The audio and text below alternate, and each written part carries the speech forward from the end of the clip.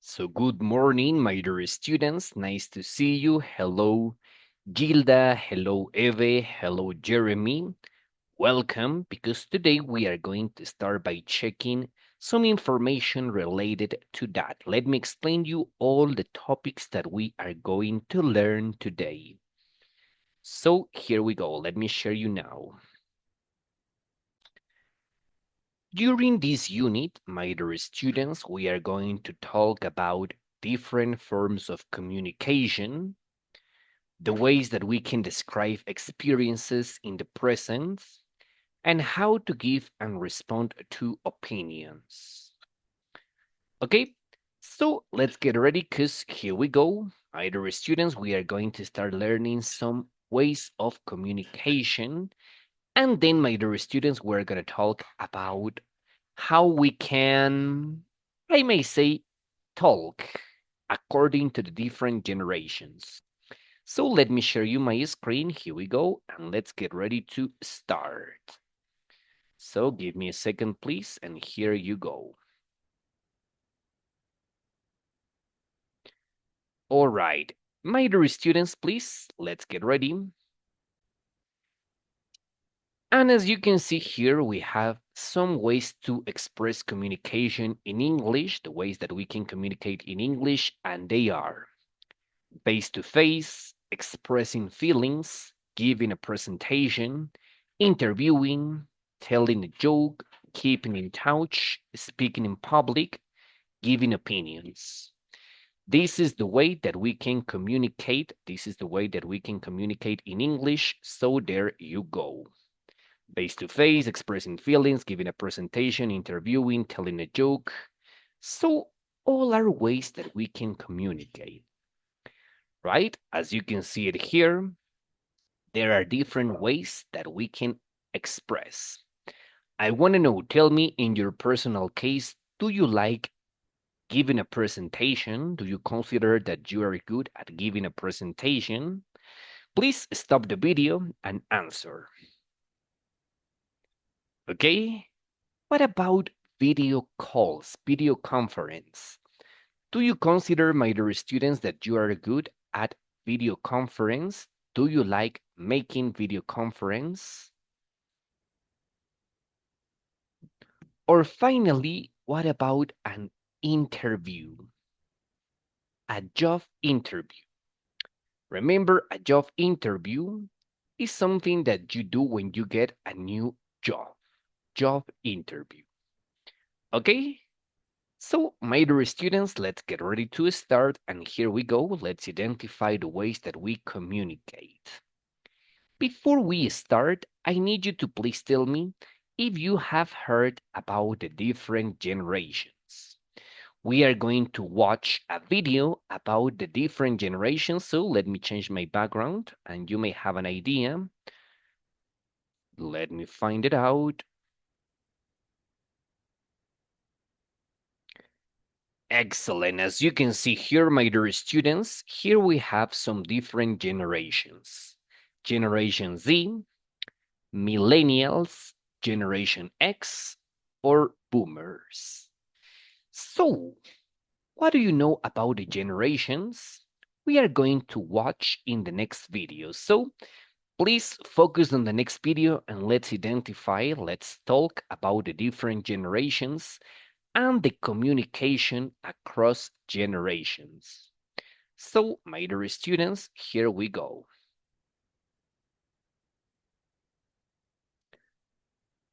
All right, please, let's get ready and let's identify some ways that we can identify the generations.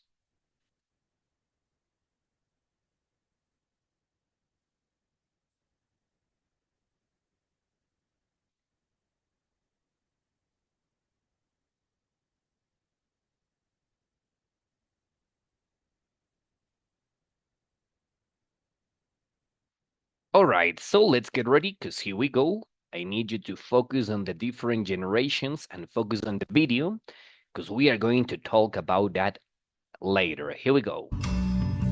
Greatest generation refers to the generation of people born between 1901 to 1927. The people of this generation are now 94 to 120 years old. Silent generation refers to the generation of people born between 1928 to 1945. The people of this generation are now 76 to 93 years old.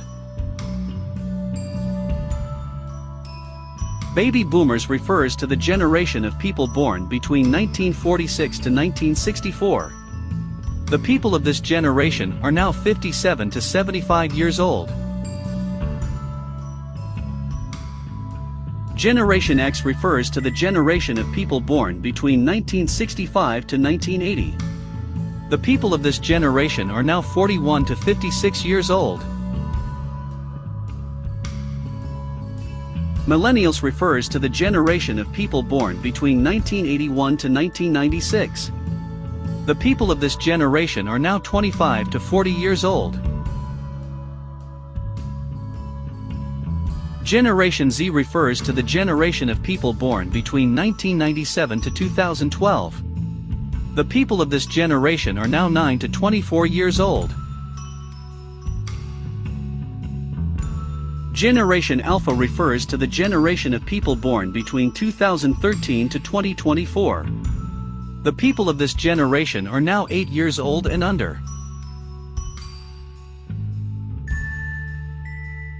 These are some of the characteristics of the greatest generation: disciplined, determined, and resilient. So, do you agree, my dear students? Maybe your grandparents or your grandparents were born in this generation. Do you consider they are disciplined, determined, and resilient? We're gonna find it out. Let's continue to the next. Determined and resilient. These are some of the characteristics of the silent generation: traditional, patient, and responsible. These are some of the characteristics of baby boomers: competitive, confident, and sociable. These are some of the characteristics of Generation X: independent, skeptical, and flexible. These are some of the characteristics of millennials: risk-taker, ambitious, and self-centered. These are some of the characteristics of Generation Z: creative, open-minded, and sensitive. These are some of the characteristics of Generation Alpha: logical, objective, and self-aware. These are some stuffs from the era of the greatest generation. Okay, so my dear students, as you can see here, we have some of the generations, some of the different ways that we can describe about generations. But let's get ready, because I need you to identify something that comes about that, okay? As you can see, each generation has different characteristics, different features. So in this moment, we are going to do a reading activity. We are going to read to the ways that generations communicate. So here we go, because we are going to do a reading activity. Remember, according to what we read, we have to identify that generation, okay? Pay attention, because there are so many things that we gotta know about the generations. So here it goes. How do you communicate? Here we have the veterans, baby boomers, Generation X, and millennials. Veterans, baby boomers, Generation X, and millennials. So pay attention, because here we go. What do we all want from life? As well as love and money, most of us want someone to understand us, but we don't communicate in the same way. People born at a different times have very different styles of communication. Which generation are you? Let's get ready, because here we go. Veterans. Please read carefully, and then we're going to identify what are the traditional forms of communication. Here we go. Born before 1945, Veterans are the oldest and most experienced members of society. They think that family life is important and prefer traditional forms of communication. Veterans are the richest generation, possibly because they work hard and were loyal employees. So, I want you to please think now, what traditional forms of communication do you know? What traditional forms of communication do you know?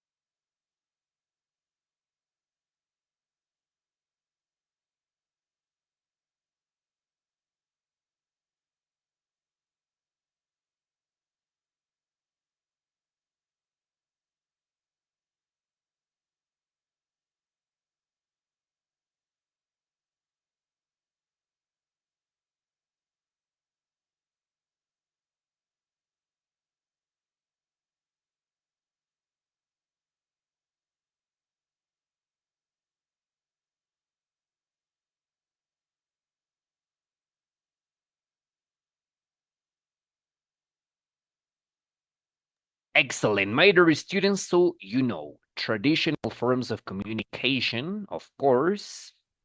Let's get ready to check it out. You're going to tell me, teacher, of course, letters. Letters.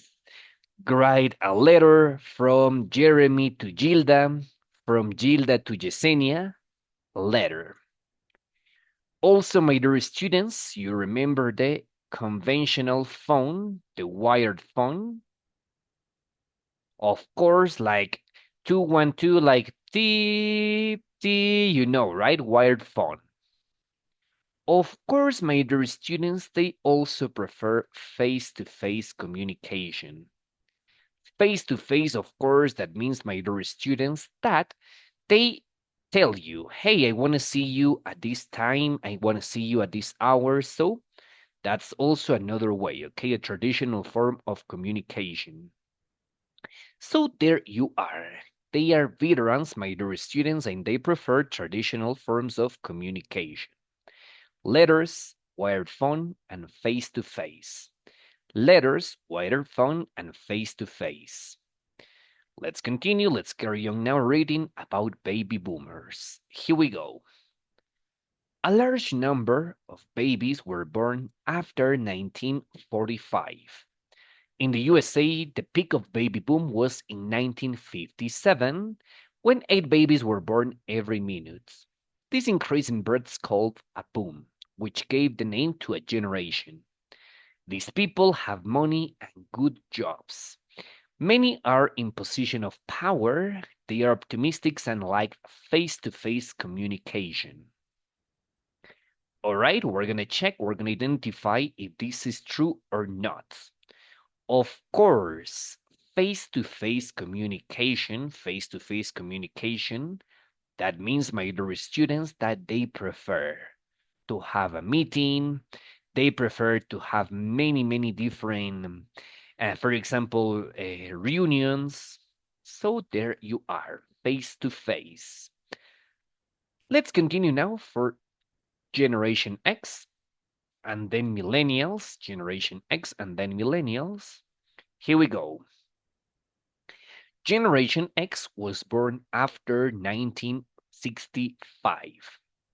They are independent thinkers and want to be different from their parents. They have seen the introduction of the home computer, video games, satellite TV, and of course the internet. So they are good at adapting to changes. This generation is busy. They don't want to wait to hear what you say. Okay, my dear students, in the case of Generation X, probably your parents, they are very used. They are very used to TV, computer, of course, the traditional phone, the wired phone, but also the cell phones. Yeah, obviously your parents, they like this and they use it. Finally, My dear students, we have millennials that, in my personal case, I'm a millennial. Let's identify what is it about millennials. Millennials were born after 1980. They are confident, they like computers, and work well in teams. Family and friends are more important than work, but they spend a lot of time online. In fact, 65% of millennials say that losing their phone or computer would change their daily routine more than losing their car. Right? My dear students, I agree. I consider that millennials, we are very used to the use of cell phones, to the use of tablets, to the use of the computer, the internet. That's why we use it for almost everything. Millennials, we use our cell phone for almost everything. Okay? So super, my dear students. As you can see, we have different ways of communication across generations. Across generations, different ways of communication. So let me stop sharing and here we go. As you can see, this is really, really important and we can do it like that. So let me change it and let me put it over here now. In this moment, we are going to do a listening activity, and this is going to be about the generations, the different generations. On the next page, please, we are going to listen to someone talking about communication across the generations. We are going to tick the things that he mentions or the things that he doesn't mention, we're not going to tick. Okay, so let's get ready because here we go. We're going to listen about millennials, Generation XRs, baby boomers. So here we go. Let's get ready to start.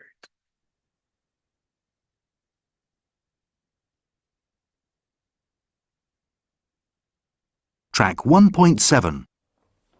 4 generations, and they all prefer communicating in different ways. There are sure to be misunderstandings and other problems, right? Well, there don't have to be. Okay, so I'm a millennial. I was born in 1990, and so being able to connect with people is really important to me. I'm constantly trying to learn, grow, and change. And for me, fast, on-screen communication is the best way to do this. I love the way that the internet puts you in touch with all kinds of people you wouldn't meet in everyday life. Generation X, on the other hand, uses communication to build relationships and develop ideas. This sounds pretty good, but they express their feelings and opinions directly and aren't afraid to say or write how they feel. My boss is Generation X, and she definitely has an opinion on everything. And of course, at home, I spend time with baby boomers and veterans. My dad is a typical baby boomer. They have a lot in common with Generation X.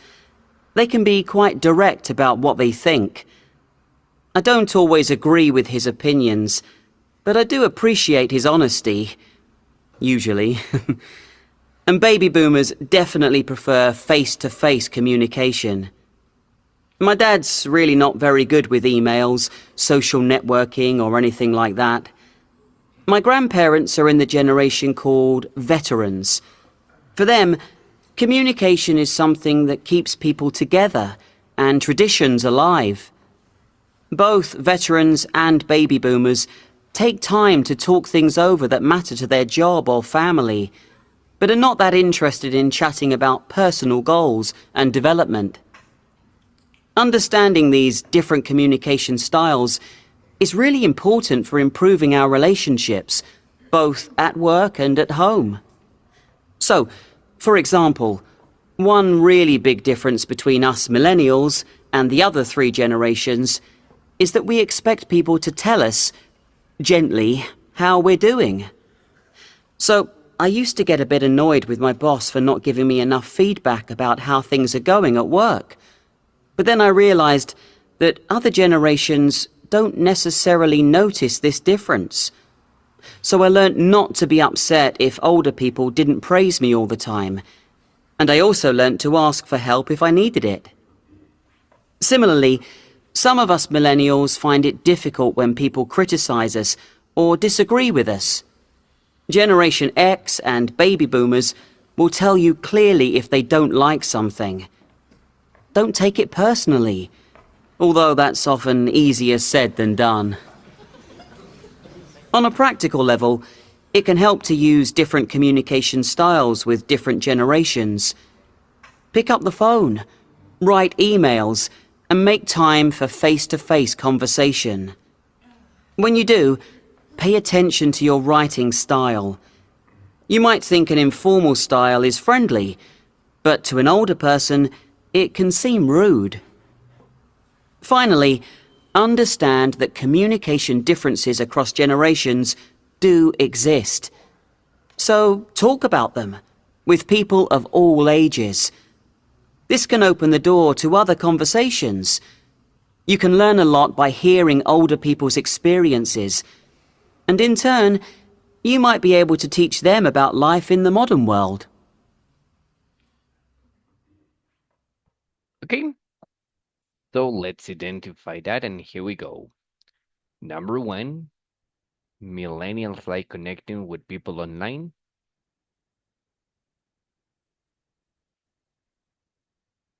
Number 2, millennials and veterans usually hate each other.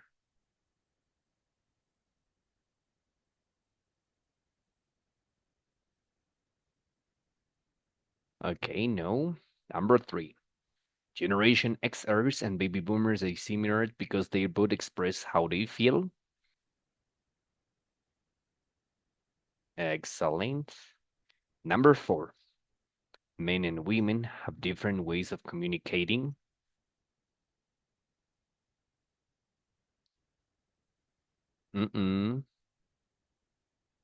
Number 5, we shouldn't get upset because other generations don't do what we expect. Excellent, because remember there are differences across generations, and each generation has different ways of communicating. So you shouldn't feel bad, right? Let's carry on to number 6. It's important to use correct spelling when writing an email or text. It's important to use correct spelling when writing an email or text. They don't mention about that, okay? Number 6. And number 7, different generations can learn a lot from each other. That's true, of course, my dear students. This is really important, right? Excellent. So there you go. Let's get ready to carry on, and let's get ready to continue to the next one. Okay, now my dear students, let's get ready, and here we go, because in the next part, we are going to learn about how we can learn different languages. Yeah, you're gonna tell me, teacher, of course, I love learning languages, but in this case, we're gonna identify about the different ways of learning a new language. So what does it says? Can you really learn a language in 22 hours? Let's get ready and let's identify that. We all know that people learn better if they are enjoy learning. We're going to identify to John Foster, and we're going to read this article to identify that, okay? So here we go. Please pay attention because the name of this app that I recommend you is known as Memrise. Memrise. So what is this about for sure? My dear students, Memrise means memorize, memorize. What do we need to do here? Pay attention. It is really important because obviously we use it in order to know about different ways of memorize. So let's get ready because here we go. I've never been much good at languages, but next month I'm traveling to a remote area of Central Africa, and my aim is to know enough Lingala, one of the local languages, to have a conversation. I wasn't sure how I was going to manage this until I discovered a way to spend just a few minutes, a few times a day, learning all the vocabulary I'm going to need.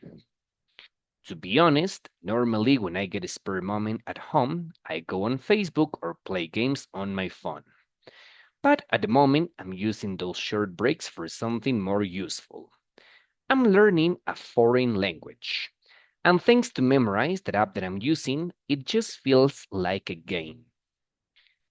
People often stop learning things because they feel they are not making progress or because it all feels like too much hard work, says Ed Cook, one of the people who created Memorize. We are trying to create a form of learning experience that is fun and is something you would want to do instead of watching TV. And Memorize is fun. It's a challenge. It gives you a few new words to learn, and these are seeds which you plant in your greenhouse. This represents your short-term memory. When you practice the words, you water the plants and they grow. When the app believes that you have really remembered a word, it moves the word to your garden. You get points as your garden grows, so you can compare yourself to the other Memorize users. I want to get a high score and go to the next level. And if I forget to log on, the app sends me an email that reminds me to water my plants. The app uses two principles about learning. The first is that people remember things better when they link them to a picture in their mind. Memorize translates words into your own language, but it also encourages you to use memes, images that help you remember new words. You can use memes which other users have created, or you can create your own. I memorized motele, the Lingaland word for engine, using a meme I created. I imagine an old engine in a motel room.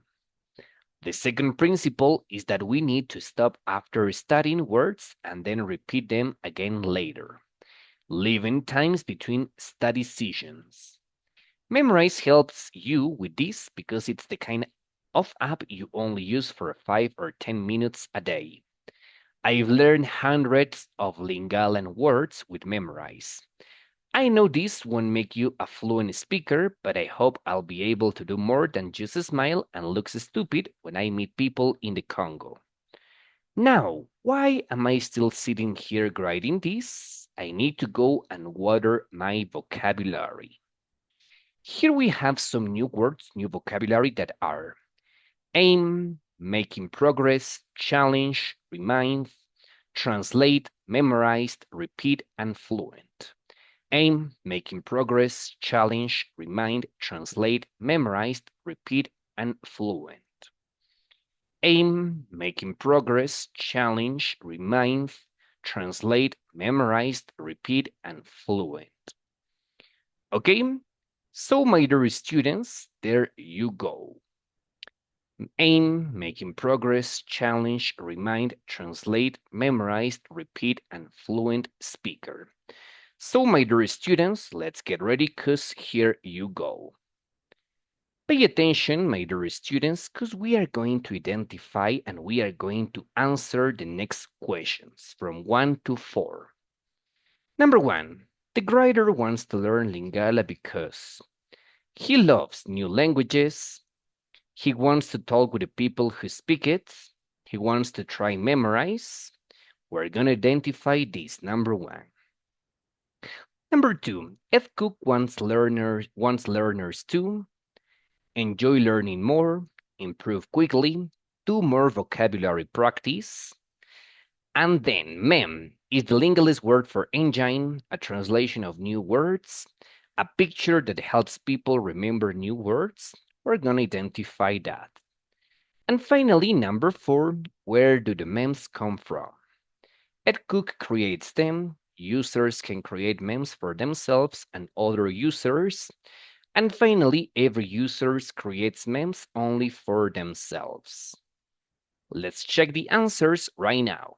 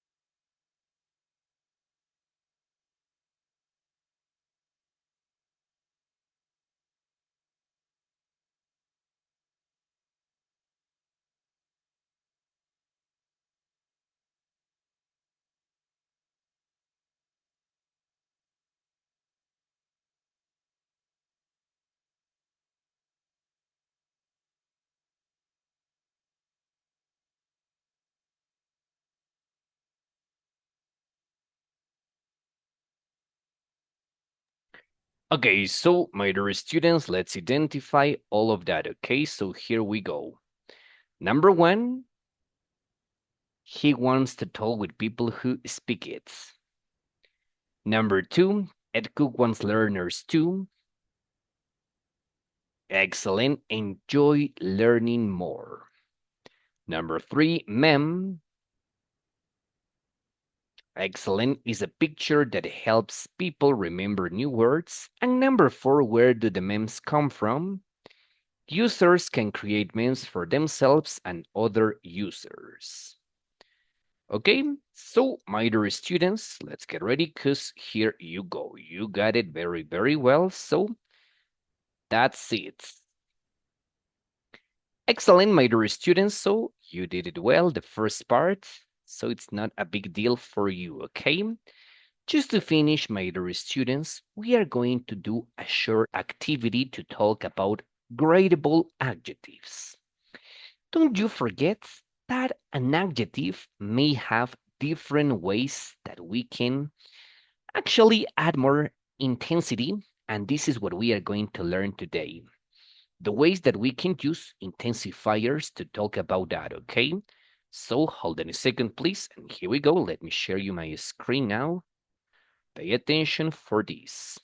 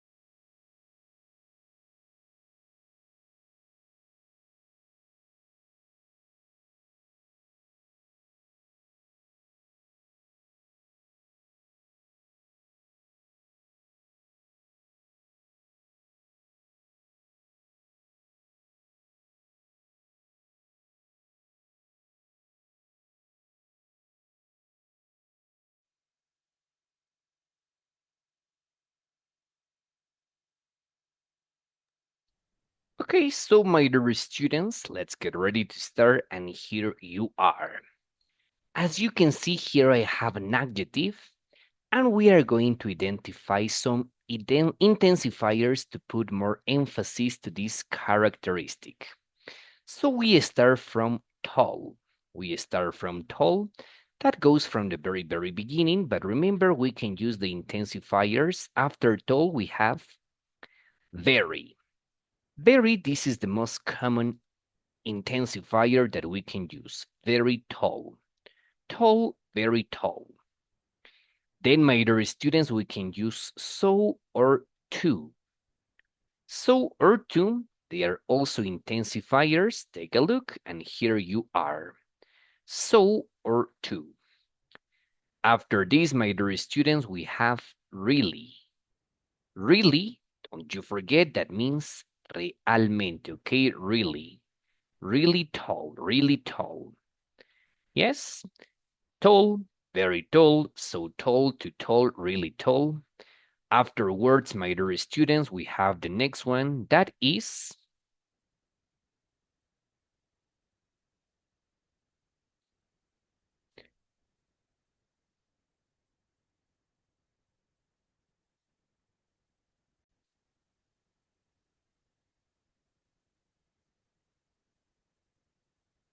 extremely tall. Remember, my dear students, we can use extremely tall to put more emphasis. It's also another intensifier, extremely tall.